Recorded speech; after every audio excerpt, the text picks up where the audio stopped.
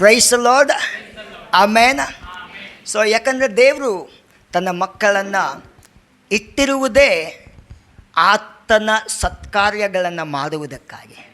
ಎಫೆಸಿಯ ಬರೆದ ಪುಸ್ತಕದಲ್ಲಿ ಹೇಳಲ್ಪಟ್ಟಿದೆ, ತೆಗೆಯೋದು ಬೇಡ, ಅಲ್ಲಿ ಹೇಳ್ತದೆ, ನಾವು ಆತನ ನಿರ್ಮಾಣ ಅಂತೆ, ಸತ್ಕಾರ್ಯಗಳನ್ನು ಮಾಡಲಿಕ್ಕಾಗಿಯೇ ನಾವು ಆತನಲ್ಲಿ ಉಂಟು ಮಾಡಲ್ಪಟ್ಟೆವು ಎಂಬುದಾಗಿ.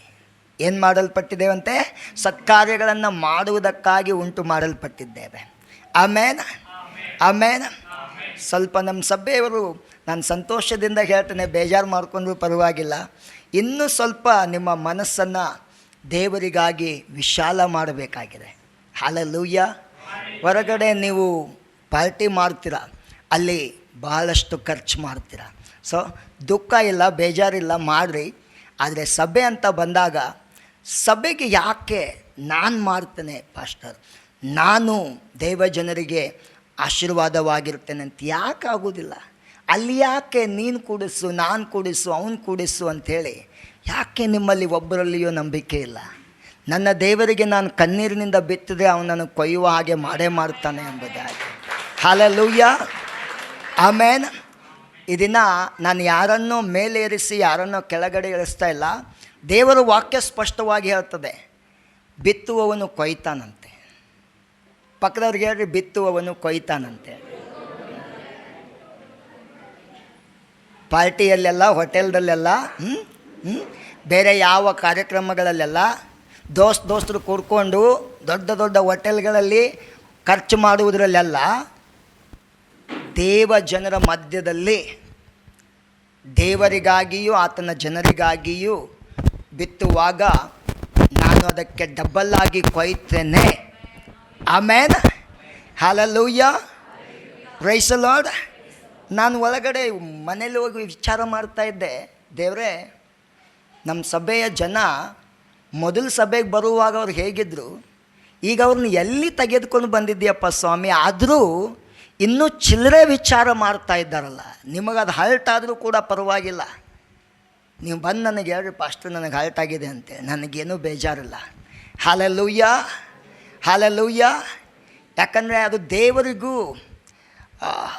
ದೇವ ಸೇವಕರಿಗೂ ನೋವು ತರುವಂಥದ್ದಾಗಿದೆ. ನಾವು ದೇವರ ಸಭೆಯಲ್ಲಿ ಏನಾದರೂ ಮಾಡಬೇಕಪ್ಪ ಅಂತಂದರೆ ನಾವು ಭಾಳ ವಿಚಾರ ಮಾಡ್ತೇವೆ. ಆ ಮನಸ್ಥಿತಿಯಿಂದ ನಾವು ಹೊರಗಡೆ ಬರಬೇಕು. ಆಮೇನ್, ಆಮೇನ್. ಹಲ್ಲೆಲೂಯಾ. ಇದನ್ನು ದೇವರು ಕಳೆದ ವಾರ ಕೂಡ ಒಬ್ಬರು ಅಕ್ಕ ಬಂದಿದ್ದರು, ಅವರು ಕೂಡ ತಮ್ಮ ಸಾಕ್ಷಿಯನ್ನು ಹೇಳ್ತಾಯಿದ್ರು. ಸೊ ಆ ಸಾಕ್ಷಿಯಲ್ಲಿ ನಾನು ಕೂಡ ಹೇಳ್ತೇನೆ, ನಮ್ಮ ಮನೆಯಲ್ಲಿ ಒಂದು 4 ದಿನದ ಹಿಂದ್ಗಡೆನೇ ನಮ್ಮ ರೋಹನ್ ಕೇಳಿದ್ದ, ಪಾಪ ಈ ಕಬರ್ಡ್ ಎಲ್ಲಿ ತೊಗೊಂಬಂದ್ರಿ ಅಂತೇಳಿ. ಅವನಿಗೆ ಹೇಗೆ ಸುಳ್ಳು ಹೇಳೋದು? ಇಲ್ಲಪ್ಪೇ, ಇದನ್ನು ಒಬ್ಬರು ರೇಖಾ ಅಕ್ಕ ಅಂತಿದ್ದಾರೆ, ಅವ್ರು ಕೊಟ್ಟಿದ್ದೆ ಎಂಬುದಾಗಿ. ಆವಾಗ ಸಡನ್ನಾಗಿ ಆ ರೇಖಾ ಅಕ್ಕನೇ ಬಂದುಬಿಟ್ರು ಸಭೆಯಲ್ಲಿ. ಆಮೇಲೆ ಸೊ ಅಕ್ಕನ ಕರ್ಕೊಂಡು ಹೋದೆ, ಆ ಕಬರ್ಡ್ ಮುಂದೆ ನಿಲ್ಲಿಸಿದೆ. ಅಕ್ಕ 4 ದಿನದಿಂದ ನನ್ನ ಮಗ ಕೇಳ್ತಾ ಇದ್ದ, ಈ ಕಬರ್ಡ್ ಯಾರು ಕೊಟ್ಟಿದ್ರು ಅಂತೇಳಿ. ಅವ್ರು ನಿಜವಾಗ್ಲೂ ಸಂತೋಷಗೊಂಡು. ನೋಡ್ರಿ, ಅವತ್ತು ಅವರು ಕರ್ತನಿಗಾಗಿ ಮಾಡಿದರೆ ಇವತ್ತು ದೇವರು ಅವ್ರನ್ನ ಆಸ್ಟ್ರೇಲಿಯಾಕ್ಕೆ ಓದಿದ್ದಾನೆ. ಆಮೇಲೆ ಅವ್ರು ಆಸ್ಟ್ರೇಲಿಯಾದಲ್ಲಿ ಅವ್ರ ಮಗ ಒಳ್ಳೆ ಯೂನಿವರ್ಸಿಟಿಯಲ್ಲಿ ಕಾಲೇಜ್ ಭರ್ತಿಯಾಗಿದ್ದಾನೆ. ಸೋನಿಯಾ ಅಕ್ಕನೂ ಕೂಡ ದೇವರು ಸುಮ್ಮನೆ ಬಿಡಲಿಲ್ಲ, ಅವರನ್ನು ಈ ಪಟ್ಟಣದಲ್ಲಿಯೂ ಆಶೀರ್ವಾದವಾಗಿಟ್ಟ. ಅವರು ನಮ್ಮ ಭೂಗೋಳದಲ್ಲಿ ನೀವು ಲಾಸ್ಟಿಗೆ ಹೋಗ್ಬೇಕು. ಎಲ್ಲಿ ಹೋಗ್ಬೇಕ್ರಿ? ಅಲ್ಲಿ ಕೆನಡಾ ಬರ್ತದೆ. ಎಲ್ಲಿ ಬರ್ತದೆ? ಲಾಸ್ಟಿಗೆ ಕೆನಡಾ ಬರ್ತದೆ. ನಮ್ಮ ಭಾರತದಿಂದ ಭಾಳ ದೂರ ಹೋಗ್ಬೇಕು. ದೇವರು ಅವರನ್ನು ಕೆನಡಾ ಕಂಟ್ರಿಯಲ್ಲಿಟ್ಟಿದ್ದಾನೆ. ಅದಕ್ಕೋಸ್ಕರವೂ ಕೂಡ ಕರ್ತನಿಗೋಸ್ಕರ ಚಪ್ಪಾಳೆ. ಆಮೇನ್. This is not our prestige to say that we are in this country, we are that doing. So ನಾನು ಇದನ್ನು ಹೇಳ್ತಾ ಇರುವುದು ನಮ್ಮ ಒಂದು ಹೆಮ್ಮೆ ಅಲ್ಲ, ಆದರೆ ಕರ್ತನು ನಮ್ಮನ್ನು ಅಲ್ಲಿಗೆ ನಡೆಸ್ತಾ ಇದ್ದಾನೆ. ಅದಕ್ಕೋಸ್ಕರ ನಾವು ಹೆಮ್ಮೆ ಪಡಬೇಕು ಕರ್ತನಲ್ಲಿ. Hallelujah. Praise the Lord. Amen, amen. Hallelujah. Praise the Lord. ಪಕ್ಕದವ್ರಿಗೆ ಹೇಳ್ರಿ, ನಾವು ಬದಲಾಗಬೇಕೆಂಬುದಾಗಿ ಹೇಳ್ರಿ. ಆಮೇನ್. ದೇವರಿಗಾಗಿ ಕೊಡುವುದು ಬಂದಾಗ ಇನ್ನೊಬ್ಬರು ನೋಡಬಾರ್ದು ನಾವು. ನಾನು ನನ್ನ ದೇವರು, ನಾನು ಮಾಡ್ತೇನೆ ಅಂದರೆ ಮಾಡ್ತೇನೆ. ನೀನು ಒಂದು ಕಪ್ ಟೀ ಕೊಡಪ್ಪ ಸಾಕು, ಆದರೆ ಬೇರೆಯವ್ರು ನೋಡೋಕ್ಕೆ ಹೋಗ್ಬೇಡ. ಆಮೇಲೆ ನೀನು ಬಿರಿಯಾನಿನೇ ಕೊಡು, ಯಾರನ್ನೂ ನೋಡೋಕ್ಕೆ ಹೋಗ್ಬೇಡ. Hallelujah, praise the Lord. ನಾನು ಇದನ್ನು ಯಾಕೆ ಹೇಳ್ತಾ ಇದ್ದೇನೆ ಅಂತಂದರೆ, ನಮ್ಮ ಸಭೆಗೆ ಹಂಗೆ ಮಾಡಲಿ ಅಂತಲ್ಲ, ನಾವು ಅದನ್ನು ಕಲಿಬೇಕು. ನಾನು ಕಲಿಯೋದನ್ನು ಭಾಳ ತಡ ಮಾಡಿದೆ, ನಮ್ಮ ಸಭೆಯವರು ತಡ ಮಾಡಬಾರ್ದು ಅಂತೇಳಿ ಹೇಳ್ತಾ ಇದ್ದೇನೆ. ಆಮೇನ್, ಹಲ್ಲೆಲೂಯಾ, ಪ್ರೈಸ್ ದಿ ಲಾರ್ಡ್. ಏನಾದರೂ ಅರ್ಥ ಆಗ್ತಾಯಿದ್ರಿ? ಓಕೆ. ಸೊ ವಾಶ್ರೂಮನ್ನು ಸ್ವಲ್ಪ ನೀಟ್ನಿಂದ ನೀವು ಬಳಸ್ರಿ ಕೆಲವರು. Praise the Lord. ನಮ್ಮ ಯೇಸು ಸ್ವಾಮಿ ಸಭೆಯನ್ನು ಶಿಸ್ತುಗೊಳಿಸುವುದಕ್ಕಾಗಿ ತನ್ನ ಸ್ವಂತ ಪ್ರಾಣ, ಅದರಲ್ಲಿರುವಂಥ ಎಲ್ಲ ರಕ್ತವನ್ನು ಸುರಿಸಿದ್ದಾನೆ. ಅರ್ಥ ಆದರೆ ಯಾಕೆ ಗೊತ್ತಾ? ಅವನು ಸಾವಿರರಲ್ಲಿ ಸುಂದರನು, ಅವನು ನನ್ನ ಯಜಮಾನ. ನಾನು ಒಂದು ದಿನ ಅವನ ಪಕ್ಕದಲ್ಲಿ ಹೋಗಿ ನಿಲ್ಲಬೇಕು. ಎಲ್ಲಿ ನಿಲ್ಲಬೇಕು? ನಾವು ಯಾರ ಬಳಿ? ಯೇಸು ಸ್ವಾಮಿ ಪಕ್ಕದಲ್ಲಿ. ಕುಂಟನಾಗಿ ನಿಲ್ತೀಯ? ಹಲ್ಲೆಲೂಯ. ಕಿವುಡನಾಗಿ ನಿಲ್ತೀಯ? ಶಿಸ್ತು ಇಲ್ಲದೆ ನಿಲ್ತೀಯ? ಯೋಚನೆ ಮಾಡು. ಮದಲಿಂಗನ ಪಕ್ಕದಲ್ಲಿ ಹೇಗಿರ್ತಾಳೆ ಮದಲಗಿತ್ತಿ? ಯಾರಾದರೂ ನೋಡಿದ್ದೀರಾ? Hallelujah, praise the Lord, hallelujah. ಬೈಬಲ್ದಲ್ಲಿ ಎಸ್ತೇರಳ ಪುಸ್ತಕದಲ್ಲಿ ಒಬ್ಬ ರಾಜ, ಅವನ ಪ್ರಪಂಚದ ರಾಜ. ಆ ದಿನಗಳಲ್ಲಿ ಹೋಗ್ರಪ್ಪ ವಷ್ಟಿ ರಾಣಿಗೆ ಕರ್ಕೊಂಬರ್ರಿ ಅಂತ ಹೇಳುವಾಗ ಅವಳ ಅರಮನೆಯಲ್ಲಿ ಕೂತ್ಕೊಂಡು ಹೇಳಿದ್ಲು, ನಂಗೆ ಬರೋಕ್ಕಾಗೋದಿಲ್ಲ ಅಂತೇಳಿ. ಒಂದೇ ಮಾತು ಬೈಬಲ್ ಹೇಳ್ತದೆ, ಆ ದಿನದಿಂದ ಅವಳು ರಾಣಿಯ ಪಟ್ಟದಿಂದಲೇ ಕೆಳಗೆ ಇಳಿಬೇಕಾಯಿತು. ಯಾಕಂದರೆ ಅರಸನಿಗೆ ಇರುವಂಥ ಗೌರವ. ನನ್ನ ಯೇಸುವಿಗೆ ನಾನು ಎಷ್ಟು ಗೌರವಿಸ್ತಾ ಇದ್ದೇನೆ, ನಾನು ಕರೆಕ್ಟ್ ಟೈಮ್ ಬರ್ತಾ ಇದ್ದೀನಿ ಸಭೆಗೆ. ನಾನು ಸಭೆಯನ್ನು ತಪ್ಪಿಸ್ತಾ ಇದ್ದೇನೆ. ತಪ್ಪಿಸಿದರೆ ಯಾವುದಕ್ಕಾಗಿ ತಪ್ಪಿಸ್ತಾ ಇದ್ದೇನೆ? ಏನು ಕಾರಣ? ಆ ಕಾರಣ ನಿಜವಾಗ್ಲೂ ದೇವ್ರಿಗೆ ಮೆಚ್ಚುಗೆ ಆಗ್ತದ? ಅದನ್ನೆಲ್ಲ ಯೋಚನೆ ಮಾಡಬೇಕು ನಾವು. Hallelujah, praise the Lord. So ಇಲ್ಲದೆ ಹೋದರೆ, ಕಾರಣನೇ ಇಲ್ಲದಿದ್ರೆ ನಾವು ತಪ್ಪಿಸೋದಾದರೆ ಈ ರೀತಿ ಅಂದ್ಕೊಳ್ಳಿಕ್ಕೆ ಹೋಗ್ಬೇಡ್ರಿ, ಯಾರೂ ನನ್ನನ್ನು ನೋಡ್ತಾ ಇಲ್ಲ. ಮೇಲಿರುವಂಥ ಕರ್ತನು ಒಳ್ಳೆಯವನಾಗಿದ್ದಾನೆ, ಆತನು ನೀತಿವಂತನಾಗಿದ್ದಾನೆ. ಅವನಿಗೆ ಕತ್ತಲೆಯೂ ಕತ್ತಲೆ ಅಲ್ಲ ಅಂತೆ, ಅವನಿಗೆ ಕತ್ತಲೆ ಕೂಡ ಬಟ್ಟು ಬಯಲಾಗಿ ಕಂಡು ಬರುವಂಥದ್ದಾಗಿದೆ. ಆಮೇನ್. ಇಡೀ ಪ್ರಪಂಚನೇ ಆತನ ಮುಂದೆ ಬೆತ್ತಲೆಯಾಗಿ ನಿಂತಿದೆ ಅಂತೆ. ನೀವು ಅಂದ್ಕೊಳ್ತಿರ್ಬೋದು, ಅಯ್ಯೋ ಪಾಸ್ಟ್ರೆ, ನಾವು ಬಟ್ಟೆ ಹಾಕ್ಕೊಂಡಿದ್ದೀವಲ್ಲ, ನಾವು ಹೆಂಗೆ ಅವನ ಮುಂದೆ ಕಣ್ಣಿ ಕಾಣ್ತೇವೆ. ಹಲ್ಲೆಲೂಯಾ. ನೀವು ಬೇಕಾದ್ರೆ ಆಮೇಲೆ ಮನೆಗೆ ಹೋಗಿ ಇಬ್ರಿಯ ಪುಸ್ತಕದಲ್ಲಿ ಓದ್ಕೊಳ್ರಿ, ಹೇಳ್ತದೆ ಇಡೀ ಪ್ರಪಂಚ ಆತನ ಮುಂದೆ ಬೆತ್ತಲೆಯಾಗಿದೆ. ಸೊ ಈ ದಿನ ನೇರವಾಗಿ ನಮಗೆ ಶುಕ್ರವಾರ ದಿನ ವಿಜ್ಞಾಪನೆ ಪ್ರಾರ್ಥನೆ ಇರ್ತದೆ. ಇಡೀ ವಾರ ನಾವು ಪ್ರಾರ್ಥನೆಗೆ ನಮ್ಮ ಸಮಯವನ್ನು ಕಳೆದಿದ್ದರಿಂದ ಈ ದಿನ ನಾವು ಶುಕ್ರವಾರ ದಿವಸ ನಾವು ವಿಜ್ಞಾಪನೆ ಪ್ರಾರ್ಥನೆಯನ್ನು ಮಾಡಿಕೊಳ್ಳೋಣ.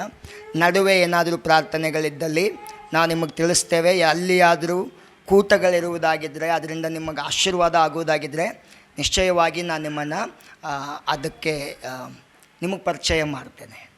ಆಮೇನ್, hallelujah.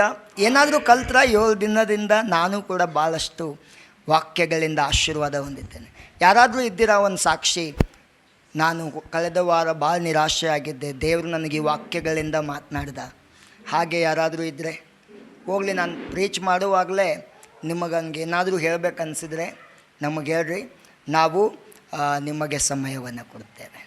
Hallelujah, praise the Lord, hallelujah, praise the Lord, hallelujah, praise the Lord. So ಈ ದಿನ ನಾವು ನೇರವಾಗಿ ದೇವರ ವಾಕ್ಯವನ್ನು ನೋಡಿಕೊಳ್ಳೋಣ. ಸೊ ಇನ್ನೊಂದು ಸಂಗತಿ ಏನಂತಂದರೆ, ನಮ್ಮ ಸಂಡೇ ಸ್ಕೂಲ್ ಟೀಚರು ಅವ್ರ ಪಾಪ ಹೆರಿಗೆಗಾಗಿ ಹೋಗಿದ್ದಾರೆ. ಇನ್ನುಳಿದ ಟೀಚರ್ಗಳಿಗೆ ಏನಾಯ್ತೋ ಗೊತ್ತಿಲ್ಲ. ಒಬ್ಬರು ಟೀಚರ್ ಅಂದರೆ ಮಾಯ ಆಗಿಬಿಟ್ಟಿದ್ದಾರೆ, ನನಗೇನು ಸಂಬಂಧನೇ ಇಲ್ಲ ಅನ್ನೋ ರೀತಿಯಲ್ಲಿ. Hallelujah, praise the Lord. Commitment ಅಂದರೆ ಕಮಿಟ್ಮೆಂಟು.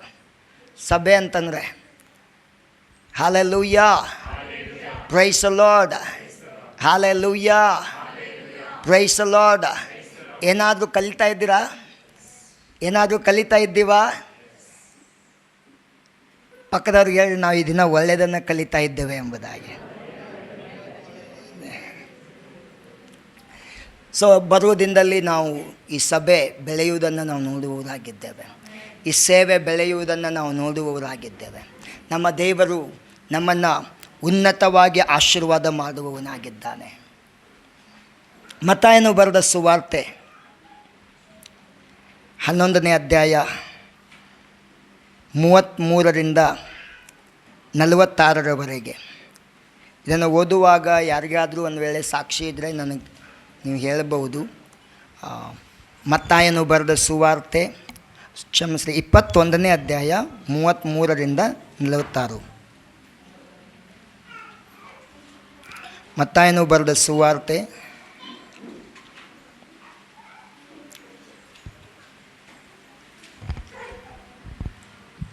ಮತ್ತೊಂದು ಸಾಮ್ಯವನ್ನು ಕೇಳಿರಿ. ಒಬ್ಬ ಮನೆ ಯಜಮಾನನಿದ್ದನು.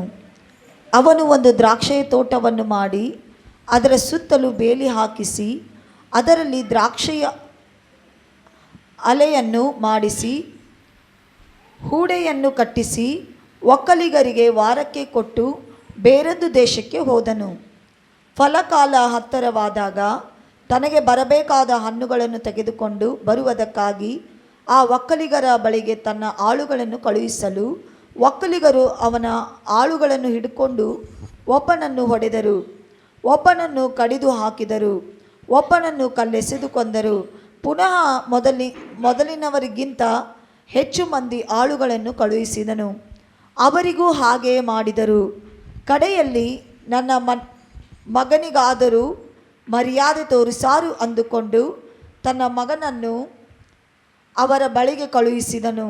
ಆದರೆ ಆ ಒಕ್ಕಲಿಗರು ಅವನ ಮಗನನ್ನು ಕಂಡು, ಇವನೇ ಬಾಧ್ಯಸ್ಥನು, ಬನ್ನಿ ಇವನನ್ನು ಕೊಂದು ಹಾಕೋಣ, ಇವನ ಸ್ವಾಸ್ಥ್ಯವನ್ನು ನಾವೇ ತೆಗೆದುಕೊಳ್ಳೋಣ ಎಂದು ತಮ್ಮೊಳಗೆ ಮಾತಾಡಿಕೊಂಡು ಅವನನ್ನು ಹಿಡಿದು ದ್ರಾಕ್ಷಿ ತೋಟದಿಂದ ಹೊರಕ್ಕೆ ದೊಬ್ಬಿ ಕೊಂದು ಹಾಕಿದರು. ಹಾಗಾದರೆ ದ್ರಾಕ್ಷಿಯ ತೋಟದ ದನಿಯು ಬಂದಾಗ ಆ ಒಕ್ಕಲಿಗರಿಗೆ ಏನು ಮಾಡುವನು ಅಂದನು. ಅವರು ಆತನಿಗೆ, ಆ ಕೆಡುಕನನ್ನು ಕ್ರೂರವಾಗಿ ಸಂಹರಿಸಿ ಕಾಲಕಾಲಕ್ಕೆ ಹಣ್ಣುಗಳನ್ನು ತನಗೆ ಸಲ್ಲಿಸುವಂಥ ಬೇರೆ ಒಕ್ಕಲಿಗರಿಗೆ ತನ್ನ ತೋಟವನ್ನು ವಾರಕ್ಕೆ ಕೊಡುವನು ಎಂದು ಹೇಳಿದರು. ಯೇಸು ಅವರಿಗೆ, ಮನೆ ಕಟ್ಟುವವರು ಬೇಡವೆಂದು ಬಿಟ್ಟ ಕಲ್ಲೇ ಮುಖ್ಯವಾದ ಮೂಲೆಗಲ್ಲಾಯಿತು. ಇದು ಕರ್ತನಿಂದಲೇ ಆಯಿತು, ನಮಗೆ ಆಶ್ಚರ್ಯವಾಗಿ ತೋರುತ್ತದೆ ಎಂಬುವ ಮಾತನ್ನು ನೀವು ಶಾಸ್ತ್ರದಲ್ಲಿ ಎಂದಾದರೂ ಓದಲಿಲ್ಲವೋ? ಆದದರಿಂದ ದೇವರ ರಾಜ್ಯವು ನಿಮ್ಮಿಂದ ತೆಗೆಯಲ್ಪಟ್ಟು ಅದರ ಫಲಗಳನ್ನು ಕೊಡುವ ಜನಕ್ಕೆ ಕೊಡಲಾಗುವುದು.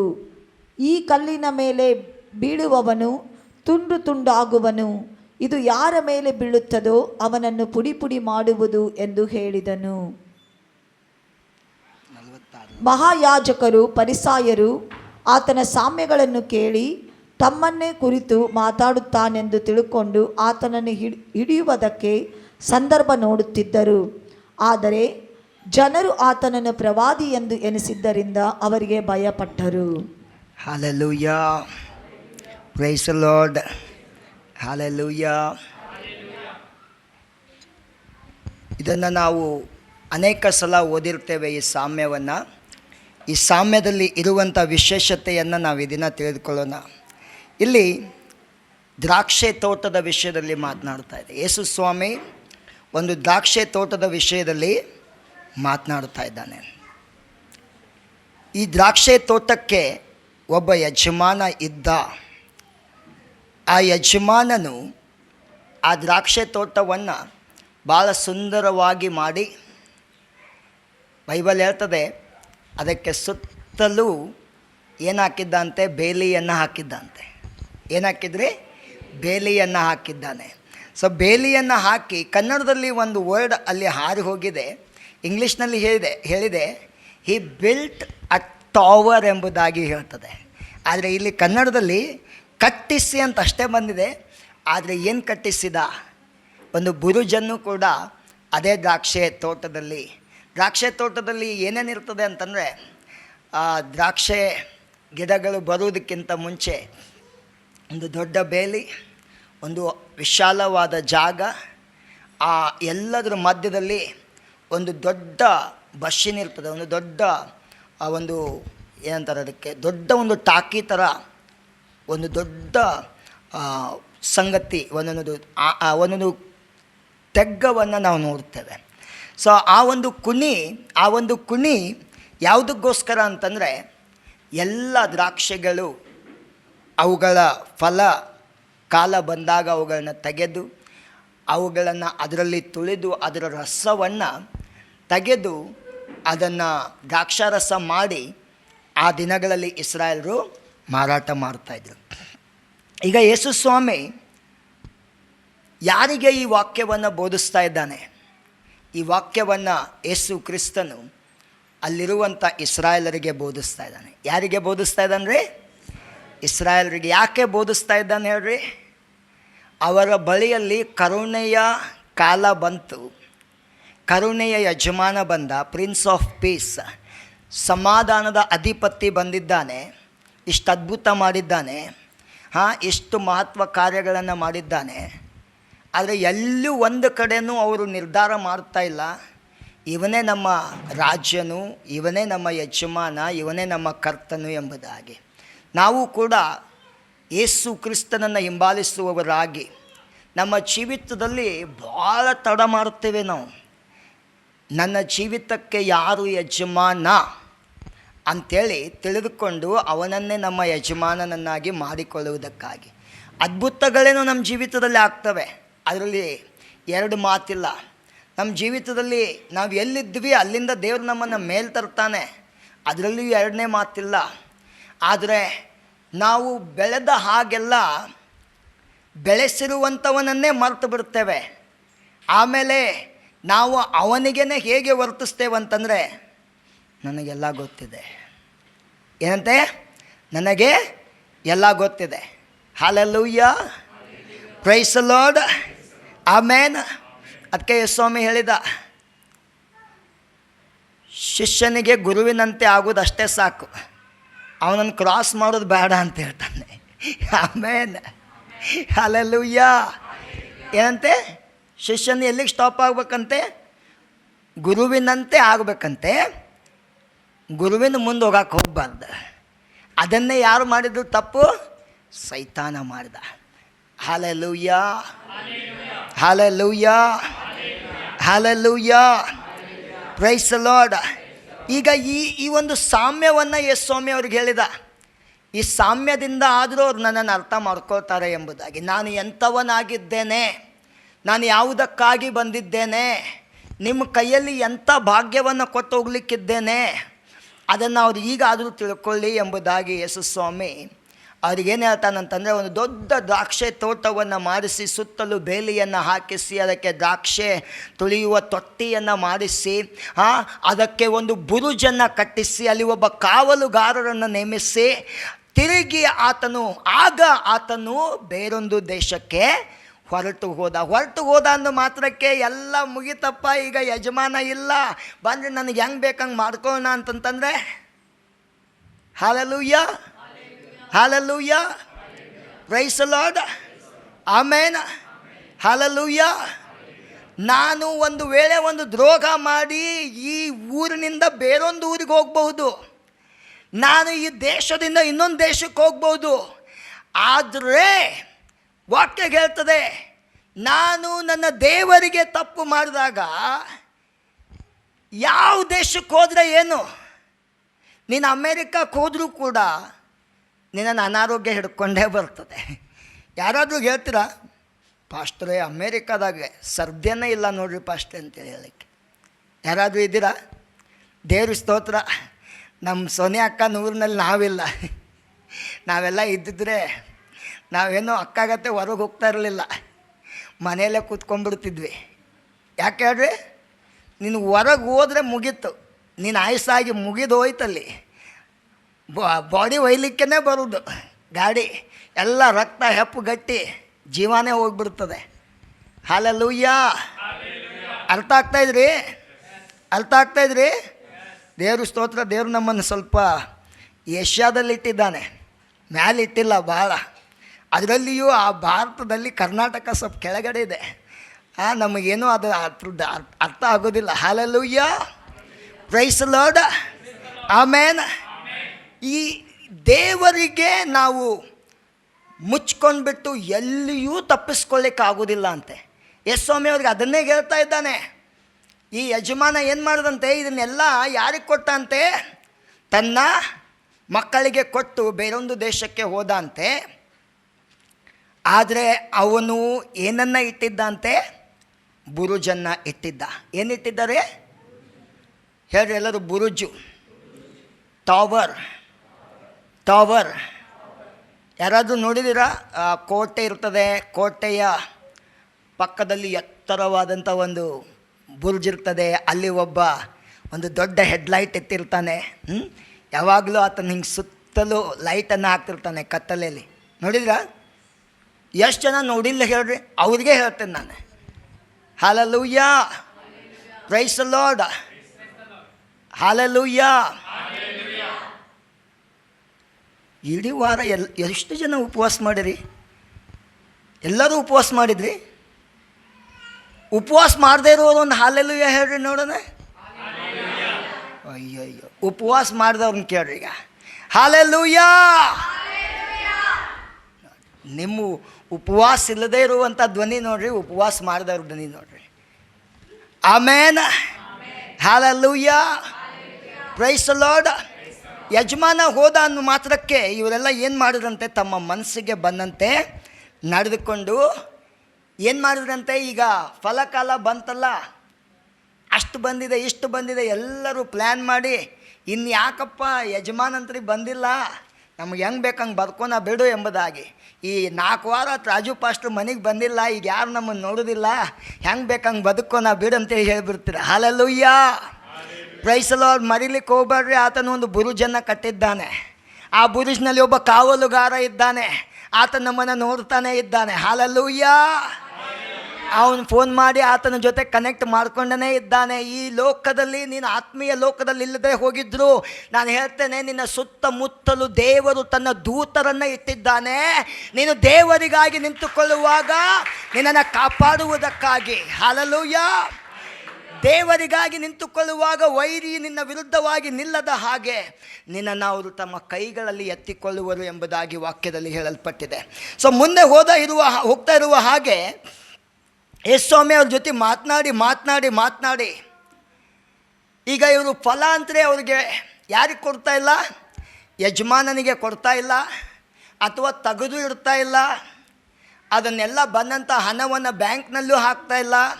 ಯಜಮಾನ ಬಂದಾಗ ಅದನ್ನು ಅವ್ರು ಕೊಟ್ಟು ಬಿಡೋಣ ಎಂಬುದಾಗಿ ಎಲ್ಲರೂ ಏನು ಮಾಡ್ತಾ ಇದ್ದಾರೆ? ನಾವೇ ಕಷ್ಟಪಡ್ತಾ ಇದ್ದೇವೆ, ನಾವು ಕಷ್ಟಪಟ್ಟು ನಾವು ದುಡಿತಾ ಇದ್ದೇವೆ, ಎಲ್ಲ ನಮ್ಮದು, ಮತ್ತು ಯಾರಿಗೆ ನಾವು ಯಾಕೆ ಲೆಕ್ಕ ಕೊಡಬೇಕು?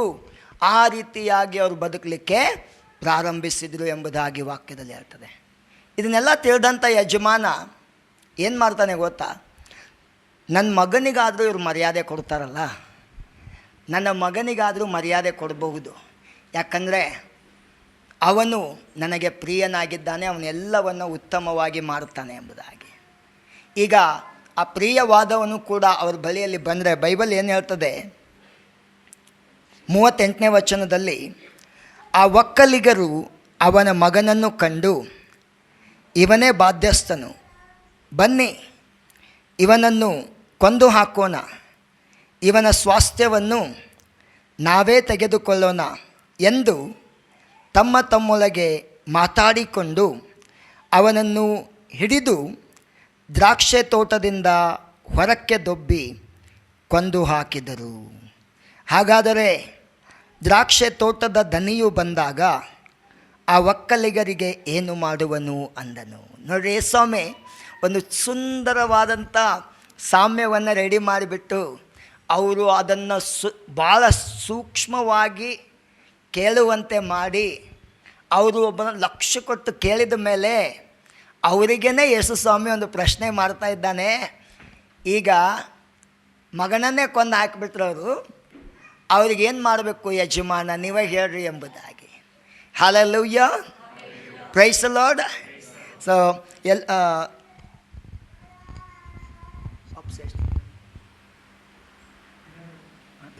ಓಕೆ, ಇದನ್ನ ಯಾರು ಚಹಾ ಕುಡಿ, ಪ್ರೈಸ್ ದ ಲಾರ್ಡ್.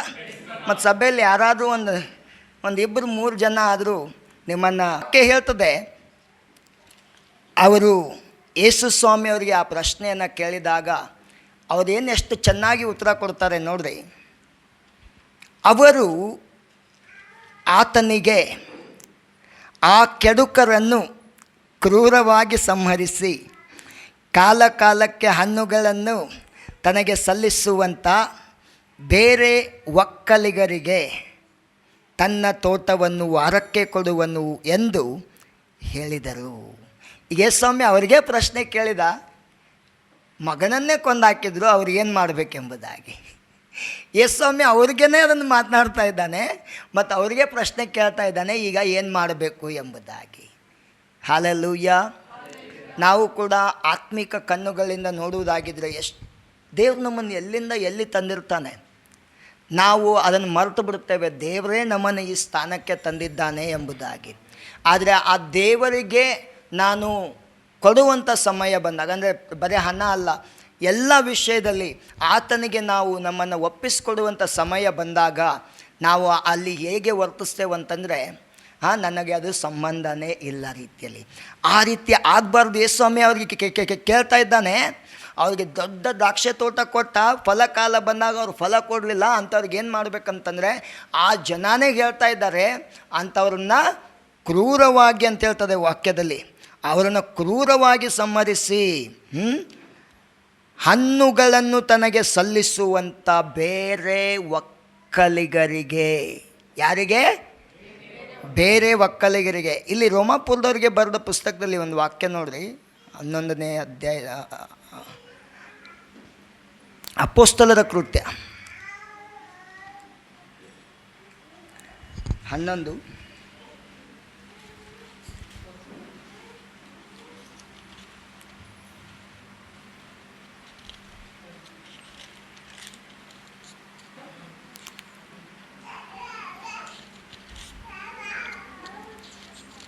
ಅಪೊಸ್ತಲರ ಕೃತ್ಯ 13ನೇ ಅಧ್ಯಾಯದಲ್ಲಿ 46ನೇ ವಚನದಿಂದ ವಾಕ್ಯ ಏನು ಹೇಳ್ತದೆ ಅಂತಂದರೆ,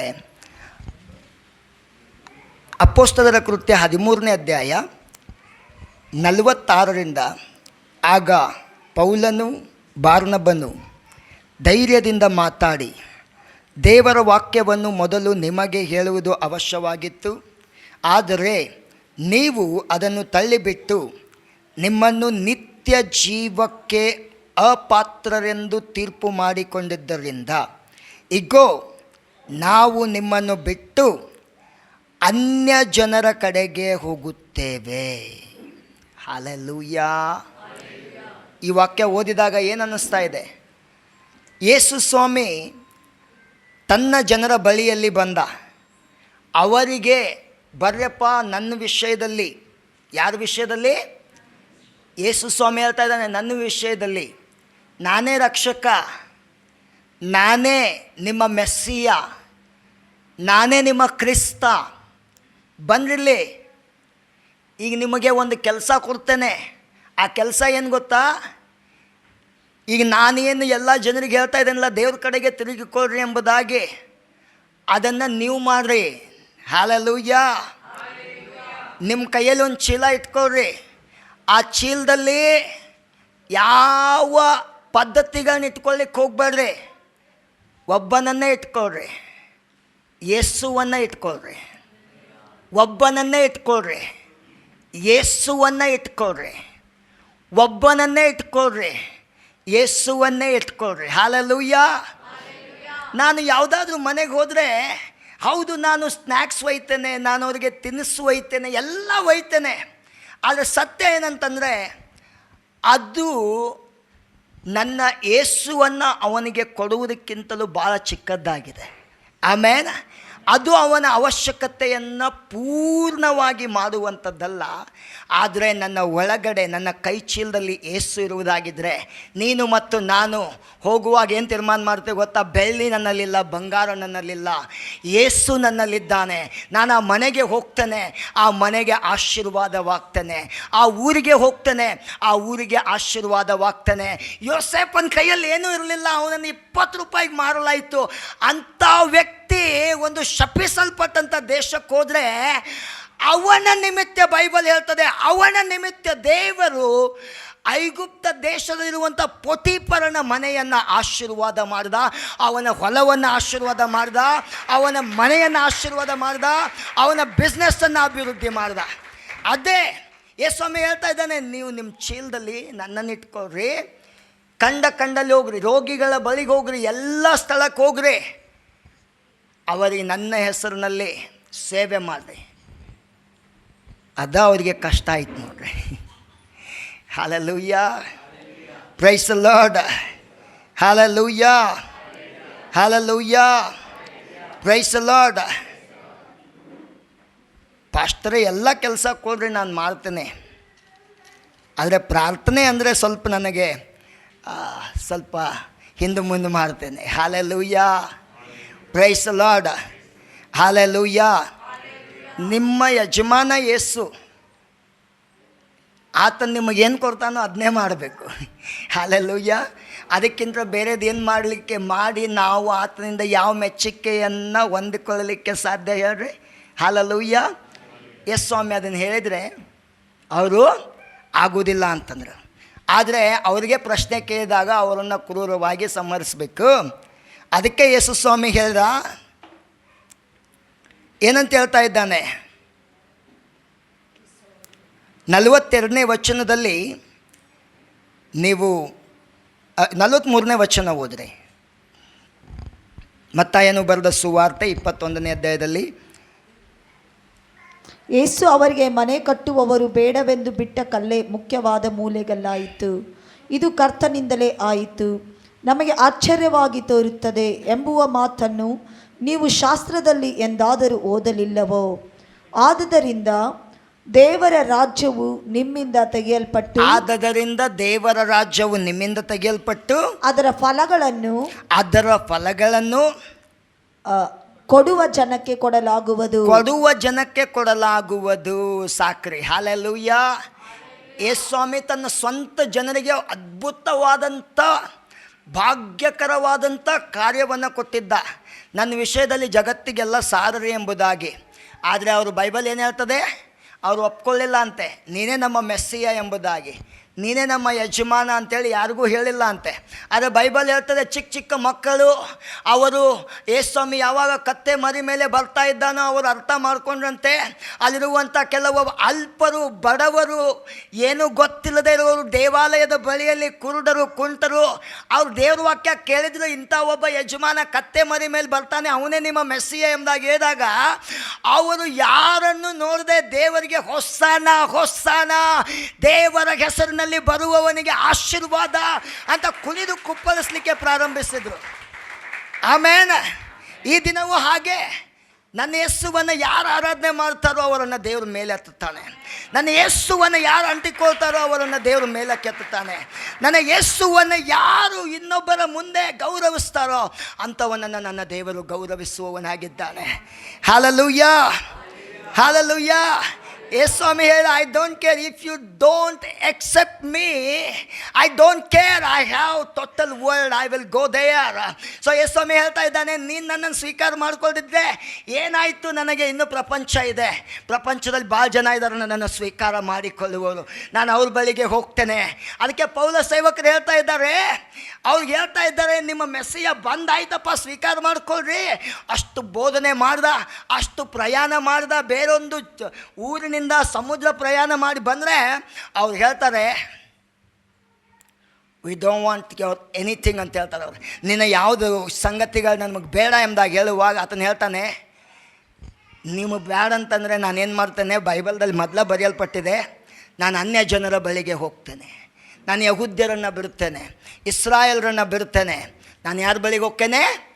ಅನ್ಯ ಜನರ ಬಳಿಗೆ ಹೋಗುವವನಾಗಿದ್ದೇನೆ. Hallelujah, praise the Lord. ಹಾಗಾದರೆ ಅದು ಅಲ್ಲಿಗೆ ನಿಲ್ಲಲಿಲ್ಲ. ಯಾವ ದಿನ ಯೇಸು ಸ್ವಾಮಿ ಅದನ್ನು ಹೇಳಿದನೋ ಆ ದಿನ ಅಷ್ಟೇ ಅಲ್ಲ, ದೇವರು ಮೊದಲೇ ತೀರ್ಮಾನ ಮಾಡಿಬಿಟ್ಟಿದ್ದ, ನಿನ್ನ ಜೀವನದಲ್ಲಿ ಉದ್ಧಾರ ಅನ್ನೋದು ಬರಬೇಕಪ್ಪ ಅಂತಂದರೆ ಅದು ಯೇಸುವನ್ನೇ ನೀನು ನಂಬುವುದರಿಂದ ಬರಬೇಕಾಗಿದೆ ಎಂಬುದಾಗಿ.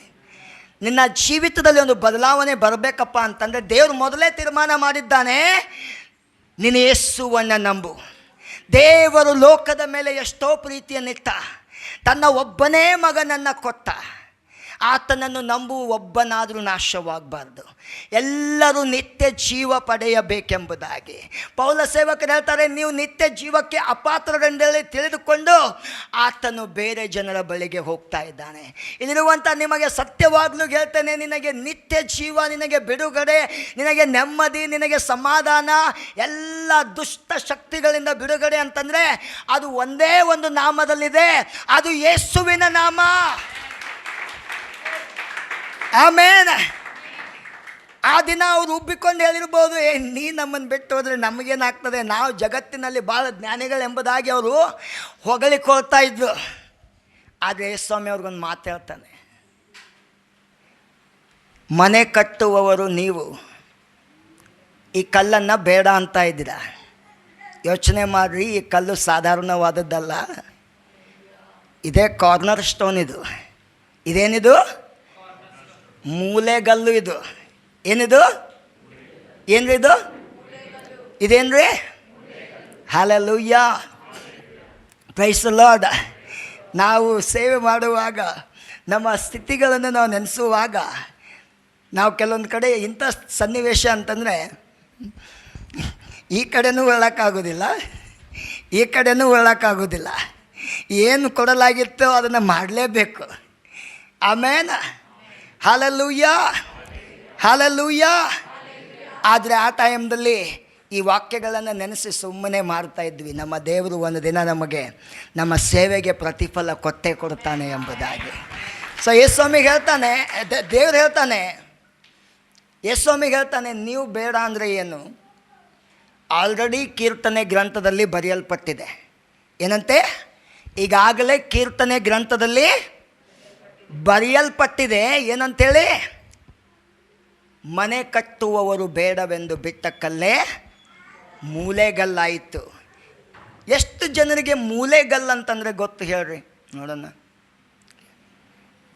ಓಕೆ, ಇಂಜಿನಿಯರ್ಸ್ಗಳಿಗೆ ಗೊತ್ತಿರ್ತದೆ, ಗೊತ್ತೇ?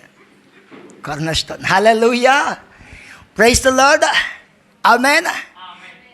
ನಾನು ಸ್ವಲ್ಪ ಅದನ್ನು ನೋಡ್ತಾ ಇದ್ದೀನಿ, ಏನಪ್ಪ ಯೇಸುಸ್ವಾಮಿ ಮೂಲೆಗಲ್ಲು ಅಂತ ಹೇಳ್ತಾ ಇದ್ದಾನೆ, ಏನಿದು? ಈಗ ನೋಡ್ರಿ, ಇಲ್ಲಿ 4 ಗೋಡೆಗಳಿಂದ ಇದನ್ನು ಕಟ್ಟಲಾಗಿದೆ. ಹಲ್ಲೆಲೂಯಾ, ಕೇಳ್ತಾ ಇದ್ರಿ? ಅದರಲ್ಲಿ ಒಂದು ಕಲ್ಲು ಬಹಳ ವಿಶೇಷವಾದದ್ದಾಗಿರ್ತದೆ. ಆ ಕಲ್ಲಿನ ಮೇಲೆ ಈ ಇಡೀ ಕಟ್ಟಡ ನಿಂತುಕೊಂಡಿರ್ತದೆ. ಅದು ಸಾಧಾರಣವಾದ ಕಲ್ಲು ಅಲ್ಲ, ಅದು ಬಹಳ ಮಜಬೂತಾದಂಥ ಕಲ್ಲು. ನೀವೆಲ್ಲ ತೆಗಿಬಹುದು, ಆದರೆ ಆ ಕಲ್ಲನ್ನು ತೆಗಿಲಿಕ್ಕೆ ಆಗುವುದಿಲ್ಲ. ಅದನ್ನು 2 ಗೋಡೆಗಳ ಮೂಲೆಯಲ್ಲಿ, ಆ ಕಡೆಯೂ ಅದಕ್ಕೆ ಆಧಾರ ಇರಬೇಕು ಆ ಕಲ್ಲು, ಈ ಕಡೆಯೂ ಆಧಾರ ಇರಬೇಕು. ಮತ್ತು ಆ ಕಲ್ಲನ್ನು ಭಾಳ ವಿಶೇಷವಾಗಿ ಮಾಡಿರ್ತಾರೆ. ಆ ಕಲ್ಲನ್ನು ಅಲ್ಲಿ ಇಡುವುದಕ್ಕಿಂತ ಮುಂಚೆ ಪ್ರಾರ್ಥನೆ ಮಾಡ್ತಾರೆ. ಹಲ್ಲೆಲೂಯಾ. ನಮ್ಮ ಹಿಂದೂ ಜನರಲ್ಲಿಯೂ ಕೂಡ ನಾವು ಮನೆಗಳನ್ನು ಕಟ್ಟುವಾಗ ಕಲ್ಲನ್ನು ಪೂಜೆ ಮಾಡುವುದನ್ನು ನಾವು ನೋಡುತ್ತೇವೆ. ಹಲ್ಲೆಲೂಯಾ. ಯೇಸುಸ್ವಾಮಿ ಪ್ರಪಂಚದ ಎಲ್ಲ ಜನರಿಗೆ ಕೂಗಿ ಹೇಳ್ತಾ ಇದ್ದಾನೆ, ನಾನೇ ಆ ಮುಖ್ಯವಾದ ಮೂಲೆಗಲ್ಲು.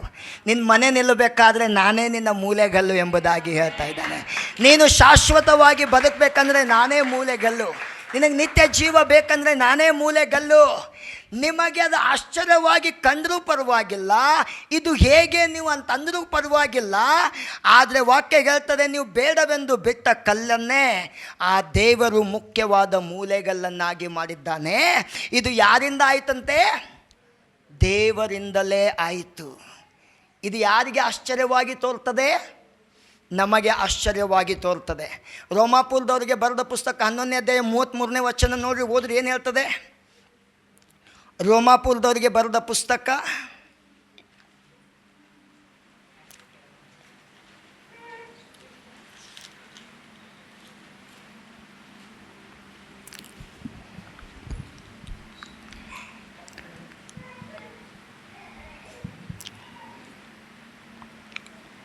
ಬುಕ್ ಆಫ್ ಆಹಾ, ದೇವರ ಐಶ್ವರ್ಯವು ಜ್ಞಾನವು ವಿವೇಕವು ಎಷ್ಟೋ ಅಗಾಧ. ಆತನ ನಿರ್ಮಾಣಗಳು ನಿರ್ಮಾಣಗಳು ಅಲ್ಲ, ಆತನ ತೀರ್ಮಾನಗಳು ಆತನ ತೀರ್ಮಾನಗಳು ಪರಿಶೋಧನೆಗೆ ಎಷ್ಟೋ ಅಗಮ್ಯ. ಆತನ ಮಾರ್ಗಗಳು ಕಂಡು ಹಿಡಿಯುವುದಕ್ಕೆ ಎಷ್ಟೋ ಅಸಾಧ್ಯ. ಆಮೇನ್. ಕರ್ತನ ಸಾಕ್ರಿ, ಈ 33ನೇ ವಚನ ಸಾಕು. ಮನೇಲಿ ಹೋಗಿ 10 ಸಲ ಓದ್ರಿ, ಎಷ್ಟು ಚೆನ್ನಾಗಿ ಹೇಳ್ತದೆ. ಆಹಾ, ದೇವರ ಐಶ್ವರ್ಯವು ಜ್ಞಾನವು ವಿವೇಕವು ಎಷ್ಟೋ ಅಗಾಧ, ಎಷ್ಟು ಡೀಪ್ ಆಗಿದೆ ಅಂತಂದರೆ ಅವನ ಜ್ಞಾನ, ಅವನ ತಿಳುವಳಿಕೆ. ಹಲ್ಲೆಲೂಯ.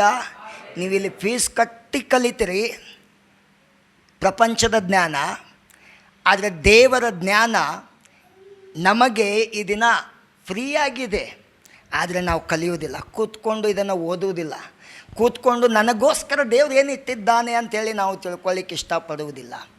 ಸೊ ಈ ವಾಕ್ಯ ಹೇಳ್ತದೆ, ಆತನ ತೀರ್ಮಾನಗಳು ಪರಿಶೋಧನೆಗೆ ಎಷ್ಟೋ ಅಗಮ್ಯ. ಅಂದರೆ ಅಷ್ಟು ತಿಳಿದುಕೊಳ್ಳಲಿಕ್ಕೆ ಆಗದೇ ಇರುವಂಥವುಗಳು. ಆತನ ಮಾರ್ಗಗಳು ಕಂಡು ಹಿಡಿಯುವುದಕ್ಕೆ ಎಷ್ಟೋ ಅಸಾಧ್ಯ. ಇವರಿಷ್ಟು ಜ್ಞಾನಿಗಳಾಗಿದ್ದರು ಯಹೂದಿಯರು. ಎಲ್ಲರ ಮುಂದೆ ಆ ದಿನ ನಿಜ, ಅವ್ರು ನಿಜವಾಗ್ಲೂ ಜ್ಞಾನಿಗಳು. ಅವ್ರ ಬಗ್ಗೆ ಭಾಳ ದೊಡ್ಡ ಚರಿತ್ರೆನೇ ಇದೆ. ಆದರೆ ಎಷ್ಟು ಜ್ಞಾನ ಇದ್ದರೆ ಏನು ಪ್ರಯೋಜನ? ಈ ದಿನ ಇಲ್ಲಿರುವಂಥ ನಮ್ಮೆಲ್ಲರಿಗೆ ಎಷ್ಟು ತಿಳುವಳಿಕೆ ಇದ್ದರೆ ಏನು ಪ್ರಯೋಜನ? ಯೇಸುವೇ ನನ್ನ ಯಜಮಾನ, ಯೇಸುವಿನಿಂದಲೇ ನನಗೆ ರಕ್ಷಣೆ ಇದೆ, ಯೇಸು ಇಲ್ಲ ನನ್ನ ಮನೆ ನಿಲ್ಲುವುದಿಲ್ಲ ಅನ್ನುವಂಥ ತಿಳುವಳಿಕೆ ನನಗಿಲ್ಲದೆ ಹೋಗಿದ್ದರೆ ನಾನು ಯಾವ ಯೂನಿವರ್ಸಿಟಿಯಲ್ಲಿದ್ದರೆ ಏನು, ನಾನು ಈ ದಿನ ಯಾವ ಸ್ಥಾನದಲ್ಲಿದ್ದರೆ ಏನು, ನಾನು ಯಾವ ಕಾರ್ಯಗಳಲ್ಲಿದ್ದರೆ ಏನು? Hallelujah, hallelujah. ಎಸ್ ಸ್ವಾಮಿ ಅವ್ರಿಗೆ ಇನ್ನೊಂದು ಮಾತನ್ನು ಹೇಳ್ತಾ ಇದ್ದಾನೆ. 44ನೇ ವಚನ ನಿಜವಾಗ್ಲೂ ಅದು ಅವ್ರ ಜೀವಿತದಲ್ಲಿ ನೆರವೇರಿತು. ಆ ವಾಕ್ಯ ಓದ್ರಿ ಯಾರಾದರೂ.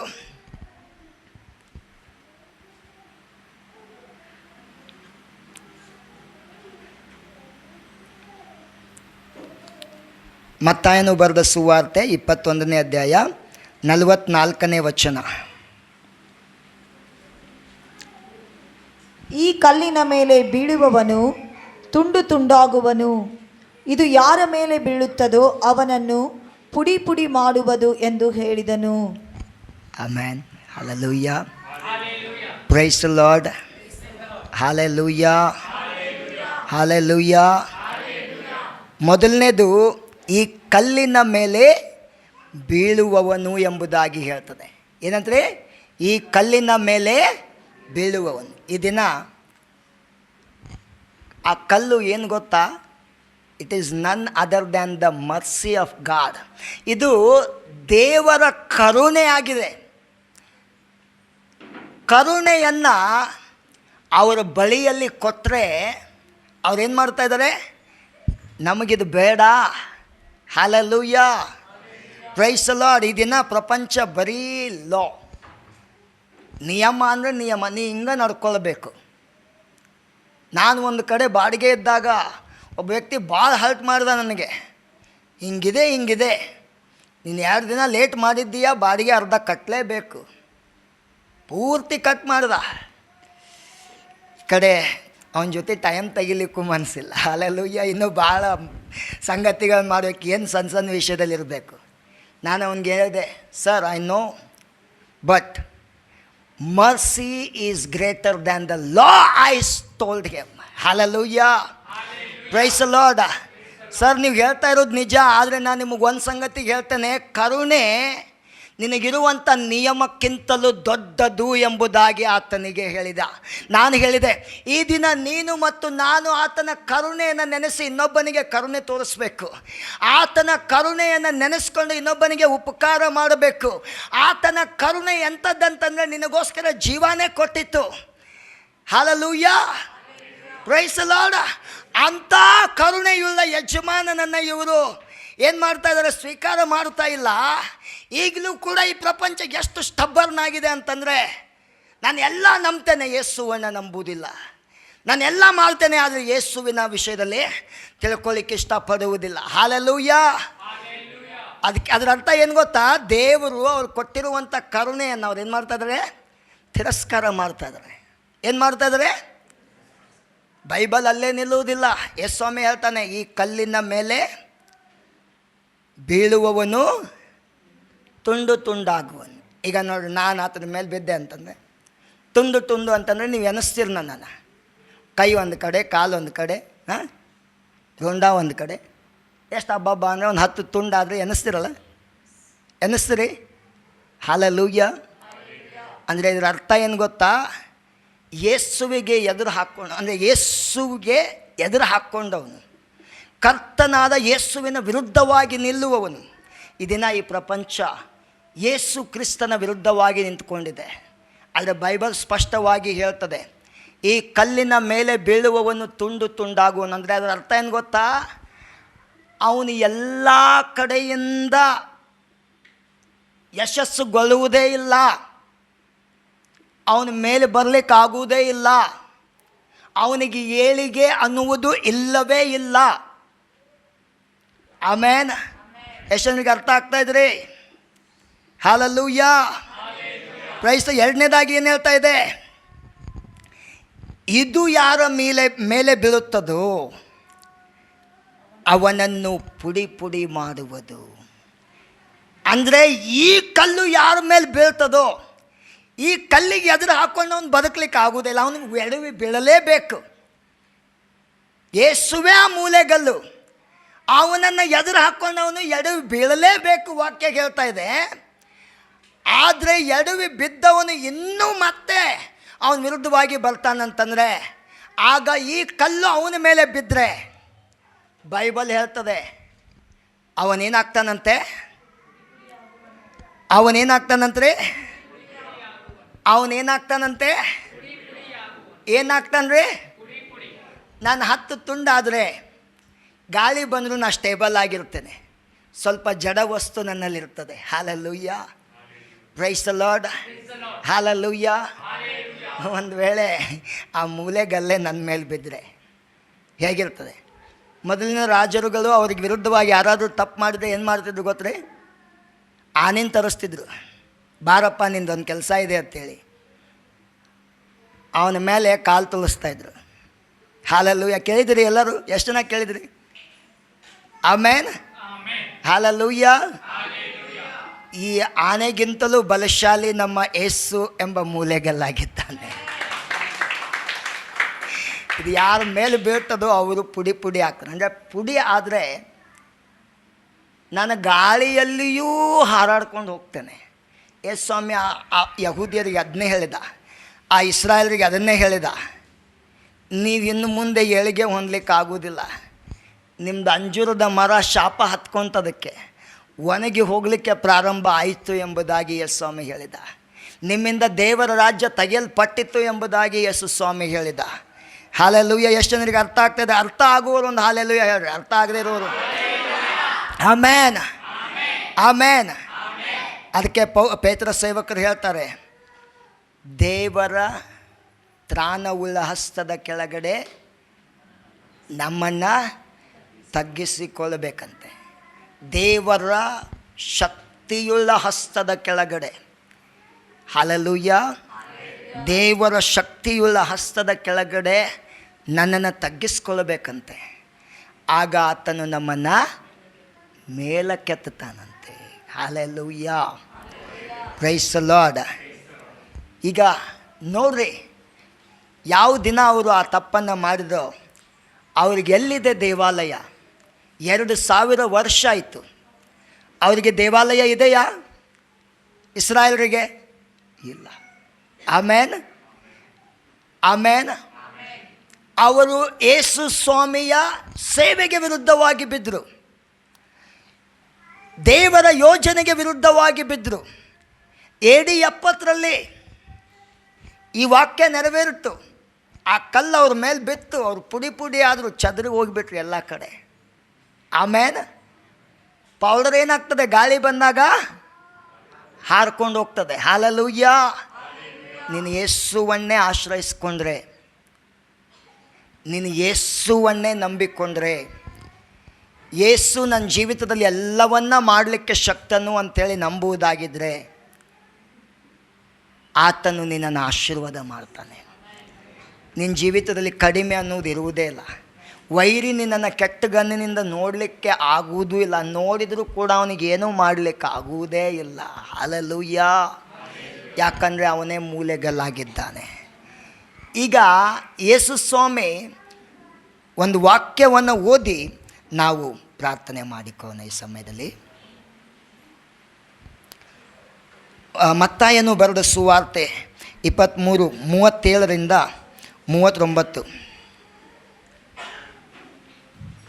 ಯೆರೂಸಲೇಮೇ ಯೆರೂಸಲೇಮೇ, ಪ್ರವಾದಿಗಳ ಪ್ರಾಣ ತೆಗೆಯುವವಳೇ, ದೇವರು ನಿನ್ನ ಬಳಿಗೆ ಕಳುಹಿಸಿಕೊಟ್ಟವರನ್ನು ಕಲ್ಲೆಸೆದು ಕೊಲ್ಲುವವಳೇ, ಕೋಳಿ ತನ್ನ ಮರಿಗಳನ್ನು ರೆಕ್ಕೆಗಳ ಕೆಳಗೆ ಕೂಡಿಸಿಕೊಳ್ಳುವಂತೆ ನಿನ್ನ ಮಕ್ಕಳನ್ನು ಕೂಡಿಸಿಕೊಳ್ಳುವುದಕ್ಕೆ ನನಗೆ ಎಷ್ಟು ಸಾರಿ ಮನಸ್ಸಿತ್ತು, ಆದರೆ ನಿಮಗೆ ಮನಸ್ಸಿಲ್ಲದೆ ಹೋಯಿತು.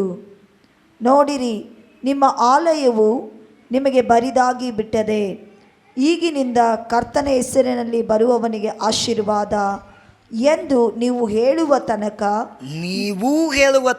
ಅಲ್ಲಿ ದೀರ್ಘ ಇದೆ ನೋಡ್ರಿ.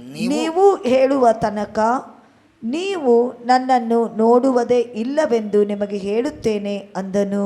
Hallelujah, hallelujah. ಯೇಸ್ವಾಮಿಯನ್ನು ಅವರು ಸ್ವೀಕಾರ ಮಾಡಲಿಲ್ಲ. ಯೆರೂಸಲೇಮಿಗೆ ಯೇಸ್ವಾಮಿ ಗದರಿಸಿ ಹೇಳ್ತಾ ಇದ್ದಾನೆ, ನಿಮ್ಮ ಬಳಿಯಲ್ಲಿ ನಿಮ್ಮ ದೇವಾಲಯದ ಯಜಮಾನನೇ ಬಂದ, ನೀವು ಅವನನ್ನು ತಿರಸ್ಕಾರ ಮಾಡಿದ್ರಿ. ಹಾಲೆಲೂಯಾ. ಅವನನ್ನು ಸ್ವೀಕಾರ ಮಾಡಿಕೊಳ್ಳಿಲ್ಲ, ನಿಮ್ಮ ಮನಸ್ಸಿಗೆ ಬಂದಂಗೆ ಜೀವಿಸಿದ್ರಿ. ನಿಮ್ಮನ್ನು ರಕ್ಷಣೆ ಮಾಡಬೇಕಂತೇಳಿ ನನಗೆ ಮನಸ್ಸಿದೆ ಯೆರೂಸಲೇಮೇ, ಆದರೆ ನಿಮಗೆ ಮನಸ್ಸಿಲ್ಲದೆ ಹೋಯಿತು. ಈ ಪ್ರಪಂಚದಲ್ಲಿ ಯೇಸುವನ್ನು ನಂಬಿರುವಂಥ ಎಷ್ಟೋ ಜನ ಇದ್ದಾರೆ. ಅವ್ರ ಜೀವಿತದಲ್ಲಿ ಒಂದೂ ಅಪಶಕುನ ಆಗಬಾರ್ದನ್ನುವುದೇ ದೇವರ ಇಚ್ಛೆಯಾಗಿದೆ. ಹಾಲೆಲೂಯಾ. ಆದರೆ ಆ ಯಜಮಾನನು ತನ್ನ ರೆಕ್ಕೆಯನ್ನು ಹರಡಿಸಿರುವಾಗ ನಾನು ಆತನ ಮಗನಾಗಿ ಮಗಳಾಗಿ ಆತನ ಆ ಆಶ್ರಯದಲ್ಲಿ ಬರುವುದು ನಮ್ಮ ಕೆಲಸವಾಗಿದೆ ಸಹೋದರ ಸಹೋದರಿ. Hallelujah, praise the Lord. ಈಗ ಸ್ವಾಮಿ ಹೇಳ್ತಾ ಇದ್ದಾನೆ, ಅವ್ರಿಗೊಂದು ಆಪ್ಷನ್ ಬಿಟ್ಟಿದ್ದಾನೆ. ನೀವು ಯಾವ ದಿನ ನಾನೇ ದೇವರು, ನಾನೇ ಮೆಸ್ಸಿಯ, ನಾನೇ ಯಜಮಾನ ಅಂತಿರೋ ಆವಾಗಲೇ ನೀವು ನನ್ನನ್ನು ನೋಡುತ್ತೀರಿ ಎಂಬುದಾಗಿ ಯೇಸು ಸ್ವಾಮಿ ಹೇಳಿದ. ನೀವು ಅಲ್ಲಿವರೆಗೂ ನನ್ನನ್ನು ನೋಡುವುದೇ ಇಲ್ಲ ಎಂಬುದಾಗಿ. ಇದನ್ನು ದೇವರು ನಮ್ಮನ್ನು ಆಶೀರ್ವದಿಸಲಿ, ಈ ಸಭೆಯಲ್ಲಿರುವಂಥ ನಮ್ಮನ್ನು ಆಶೀರ್ವದಿಸಲಿ. ಈ ದಿನ ನಾನು ನಂಬ್ತೇನೆ ನಿಮ್ಮೆಲ್ಲರಿಗೆ ಈ ದಿನ ಈ ವಾಕ್ಯಗಳಿಂದ ಆಶೀರ್ವಾದವಾಗಿದೆ. ನಾವು ದೇವರ ಮುಂದೆ ನಮ್ಮನ್ನು ತಗ್ಗಿಸ್ಕೊಳ್ಳೋಣ.